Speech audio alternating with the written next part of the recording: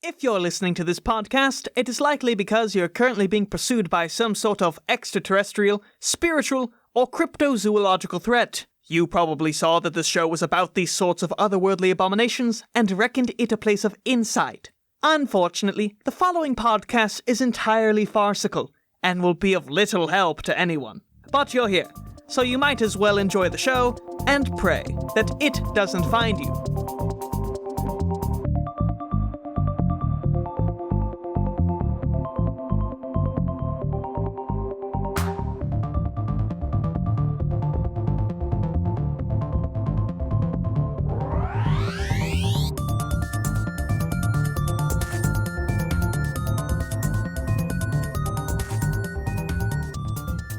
Hello, and welcome back to Lore Folk. It's a podcast where we riff on all things paranormal. I'm your host, Aidan Kidd, and today I'm joined by my co-host and confidant, Maddie Barr! Yay! Welcome back to the show! It's another bright and shiny brand new episode. Maddie, what do you have to talk to us about today? We are diving right in. I have a question from Yahoo, Aidan. Somebody wants to know, how hard would it be to become a cryptid? If I wore big horns and lurked in the shadows during the witching hours, would anyone who caught a glimpse of me believe that I was a monster and spin tales of their encounter? Or would my ruse be seen through immediately and it'd just be kind of awkward for everyone involved? Aidan, how hard would it be to become a cryptid? What steps would you have to take to fake cryptiddom in your local area? This is a very good question with big Scooby-Doo villain energy. Yes. How hard would it be? Would everyone think I was super cool and spooky? Or would a bunch of middle schoolers make mean TikToks about me and say, hey, there's an old guy who's pretending to be a cryptid in the woods today? What would happen? Oh, no. Okay. So...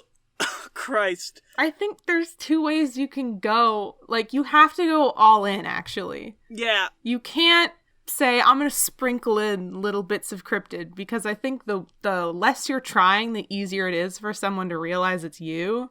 But if you have that full conviction, then people would think, who would try that hard to pretend, right? No one's dumb enough to pretend to be Bigfoot that much, so it must be a real cryptid. There is a right way to do this. And when they talk about dressing up as a cryptid, that is part of it. See, you'll find that all cryptids follow a simple rule that we call Tim Allen's Law. And that is, if you kill them and wear their skin, you become the new version of that cryptid. Much like how Tim Allen skinned Santa Claus and wore his skin to become the new Santa. I remember that happening in the movie. So, like, if you want to be like a Mothman, you have to kill Mothman and wear his skin like he's a goddamn tauntaun, and then you'll become magically infused with him, and you will become the new Mothman. Right, and what if I want to become my OC cryptid? Maybe you start as the actor does when embodying a role, and you make a little list for your cryptid. You say, what's my cryptid's favorite color? What does my cryptid think when they wake up in the morning? What kind of shoes does my cryptid wear? Because all the best actors in the business, you know, they say the character begins once they put on their shoes. When they don their footwear, then suddenly I am Cat Lady from Cats. I can't remember their names. Victoria? Sure. Or do you mean Grisabella? No, it was a different one. Perhaps Old Deuteronomy. No, you're so close. Are you thinking of Skimbleshanks the Railway Cat or Magical Mr. Mistopheles? It's right on the tip of my tongue. What's another Cat's character? I just can't think of it. Busterford Jones? No. Mayhaps? No. Bombalurina? No. Mungo Jerry and Rumpelteazer? I don't think so. No. Oh. I got it. Muskentrap. Oh, yeah. There we go. That's who I was thinking of. Thank you. Thank God Aidan has an encyclopedic knowledge of all the characters in Cats. It's my curse. So, go method for your cryptid. Pick out cute little details about their life, and then you'll just become them. I have it. Maddie, hold on. What? We can take heed from cats. Oh? What you need to do to become a cryptid is you need to become a world-famous actor. And you need to be selected for some ill-advised Tom Hooper nightmare and get CGI'd into that creature. And when that movie happens, the CGI will take hold of your soul and it will transfer over to your DNA and you will become the monster. You become the cryptid. Nobody's seen any of the actors from Cats since Cats came out because those fuckers are monstrosities now. They've been turned. They've crossed. You'll notice that Idris Elba is always wearing a hat now that he's out in public to hide his macavity ears. The one time we've seen James Corden and Rebel Wilson was when they made fun of the poor people who were working on that goddamn movie for a paycheck at the Oscars or Golden Globes or whatever the fuck that was. You'll notice the Taylor Swift's new album encourages staying inside and wearing sweaters. Is that so no one can see your cat body, Taylor? So that's how you become the cryptid, dear listener. Meet Tom Hooper, become his friend, also at the same time already be an actor, and get cast in his new fetish musical movie. People don't realize, but every single actor is just one step away from becoming a cryptid at the end of their career. They just choose not to. They do a book deal instead or something like that. Alright, Maddie, I have a question from a Reddit user named Let's Get You Started, who asks, do you think given the right circumstances and proper precautions, one could possibly befriend a dog man? I heard of them being curious about us, bored and watching, following people home, leaving food for us at the door, etc. And no, I'm not going to try, strictly for conversation, haha. Haha. So I think first of all we need to address the dog man in the room, is the fact that we've never talked about dog men on this podcast before. No, we haven't. So for people who are unfamiliar, they're werewolves, but they don't be boys. Human boys, when I say boys, is what I mean. They're permanently these goddamn real-life furries. Oh. Who lurk in the woods and do as this Reddit user has said they do. They're just like werewolves, but with the human sentience in the werewolf body. I think they have dog sentience. Oh, okay. So it's just a really advanced dog? Yes, advanced dog. Dogmen are interested in us, right? They leave little snacks out for us. Yes, and he wants to know if it's possible to befriend. Just think about any time you've encountered a feral cat in your neighborhood and the steps you've taken to get that cat to come hang out on your porch or your stoop, right? Maybe you put out some snacks, some milk, give a little pss, pss, pss, pss. And, Maddie, we're not talking about cats, though this is a really good way to get Taylor Swift to be your friend.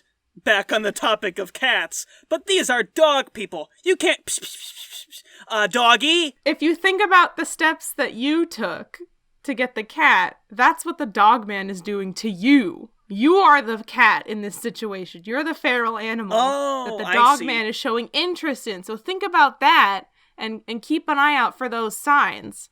Does the dog man leave you a snack?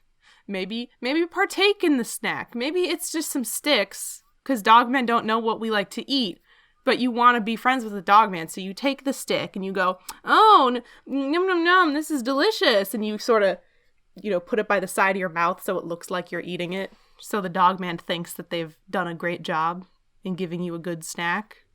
And just fall prey to all of its traps until you are the cat on the stoop of the dogman. Are you implying that dogmen are like the step above people? Goes dog, man, dogman. It's a logical progression, I suppose. Yeah.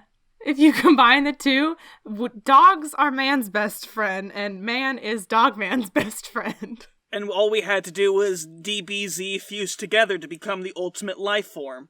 But yeah, it sounds like this dogman is already interested in humans. So show interest in that interest, I guess? Now, what you're gonna have to do, once you have befriended the dogman, to keep the dogman around, you are gonna have to adopt, like, Instagram puppo speak to appease it. You will need to call that dogman a heckin' chonker, and you will give him pats.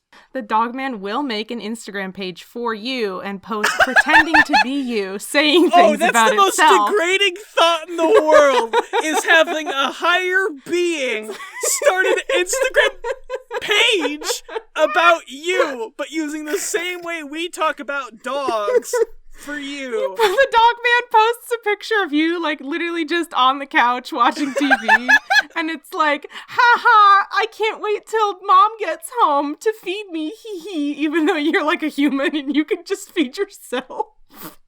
Hooman needs snack, and snack is spelled just with a K. Dogmen haven't progressed in their memery as far as we have, so they're still in the can has cheeseburger phase of human memes.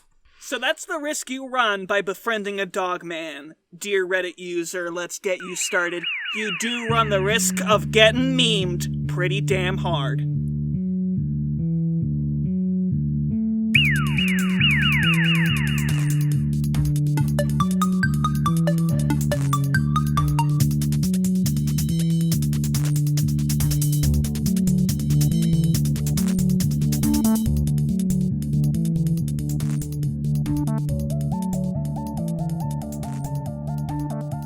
Alright, we're in the ad break now. We don't have actual ads. Nobody pays us to do this damn show. And so we're gonna read some fake ads. Maddie, tell the people how they could buy an ad from us.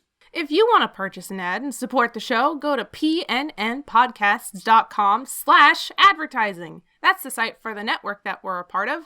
You could buy a $5 ad for a real project that you're working on, or a fun, jokey meme $6 ad for a shout-out.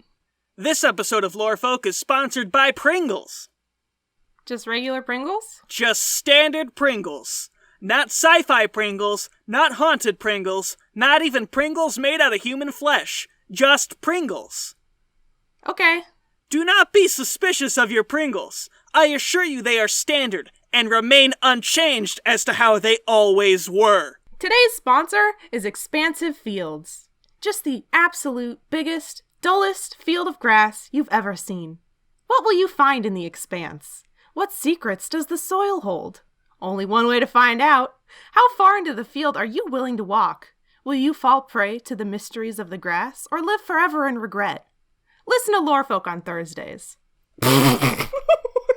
What is so funny? What happened? Sorry, I'm looking at my phone and my mom texted us and said I had to change the Netflix password because someone in Japan signed into our account. I'll email the new one to you. But my brother just told me yesterday that he got a VPN so that he can sign it from a Japanese account. Wait, this is so funny. This episode of Lore Folk sponsored by NordVPN. Not really. I don't know why it's so But it could have been Nord. Because your product is clearly fooling everybody. But you didn't pay for it for us. The little frowny face emoji like, some idiot in Japan. It's your son. He's in the next room. Tell her. Okay, You gonna sorry. tell her? Anyway, wait. That made it into the episode. Oh, good. Oh, good. He's trying to watch anime from Netflix. I don't know why that's like the funniest thing I've ever experienced. He said, "Lamau, yeah, that's me."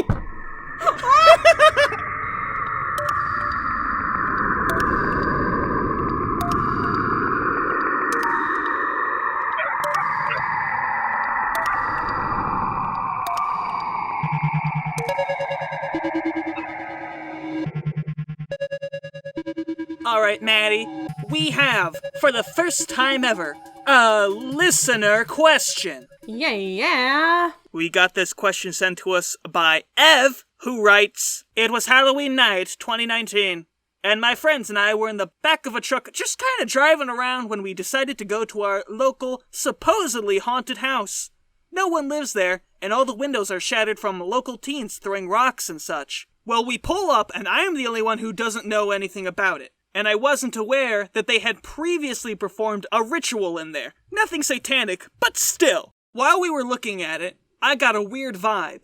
And then as we started to drive away, I see the reason of the weird vibe was a person or spirit or something else standing off to the side of the window. I kept looking at it, and it was in a spot where you could only see them from one direction. So when we were parked in front, I couldn't see that this thing was staring at me. Staring in all caps. I was extremely scared and told all of my friends what I saw, but I don't think they believed me. I know this whole thing is kind of hard to follow, but ever since that night, I've seen shadows out of the corner of my eyes every day, sometimes straight on. Is there any explanation or way to stop it? So what you've had happened is you've got a ghost admirer. I was going to say, is this a friendship hazing? Just a little spooky hazing? You're the only one who hasn't been there before. Unless this person's friends are capable of entering the fucking spectral plane and imprinting shadows on her eyeballs, Maddie, I don't think this is a prank. I meant hazing as a group of friends. They say, oh, when we meet someone new, we take them to this house and have a real ghost fall in love with them for real. And that's the fun part. Ah, okay. But maybe not. Who knows? Maybe not. So to stop it, Maddie? Mm-hmm. How do you stop love? This is gonna be really, really sad to hear. But just be yourself. Unapologetically. Do not compromise in this relationship whatsoever. And soon enough, the person who loves you the most will find things about you that bother you. Because kids, that's how it really is in the real world. If you love someone and you want to work it out together in a relationship, you have to make compromises. Because the things they like about you will sometimes bug them. But if you're a smart adult, you'll say, oh, I didn't realize that. Sorry, I'll stop doing it like that so it doesn't bother you. But in this situation, dear listener, you will not relent. You will watch TV on full volume at 3 a.m. And you will make a quesadilla for lunch and not make one for them because you just didn't think about it. Be yourself so hard that they hate everything about you that they used to like. And then boom, you're done. Love fades, kids. Love fades. Love fades. Like, not to be sad, love's real or whatever, but if you don't put work into the relationship, you won't get anything out of it. So what I'm telling you is to be really bad in this relationship in particular so that it fizzles away. Anyway, that's the end of our podcast. That's the end of our podcast. It's the end of true love. Love is dead and you'll die alone. That's how you'll get rid of that ghost, is just eventually it'll lose interest. Don't feel bad, though. All right, folks, that's going to do it for us on this episode. Just a reminder, we're but babes in the woods, and we're not paying for any sort of advertisement for this show. So we rely solely on word of mouth and your help. So we really appreciate the fact that some people have been doing some nice things for us. I saw that Instagram post. I saw you say those things and draw that art. That meant a lot to me. Yeah. Tell your friends. Your comments and you sharing the TikToks. It makes us feel good in our arteries. Yeah. And remember, you can, just like this person, send in a question, a comment, or something paranormal related, an encounter story like this person specifically did, and you could possibly get talked about on the show. Just make sure that when you do, you include your name that you want us to call you by, and your pronouns. Yeah. If you like how ruthlessly we just came down on that person, that could be you too. If you want to be reminded that death is inevitable and that love isn't real, you can submit to lorefolk at lorefolksubmissions@gmail.com, which this person didn't do, by the way. Sorry, I love you. You used the wrong email. It's fine, I'll let it slide, but if you're... Gonna roast you right here, right now, Ev. If anyone else is wandering we gotcha. around on the PNN website, first of all, thanks. I worked really hard on that site, but that's not the email for our specific show. So, love you. Close but no cigar. Love you. It's fine. But it's fine. We still talked about it, so it's all... And don't forget to follow us on Twitter and Instagram, and of course, my new Dogman Overlord's Instagram page that he made for me, where he calls me a heckin' chonker. That's Aidan. That's me. Aidan Kidd, verified heckin' chonker. You know, we say this is a bit, but the amount of people who would totally get off on having, like, a Dogman Overlord who, like, Ooh, no, walks them. That's how we're gonna end the episode. We're gonna end it on that note.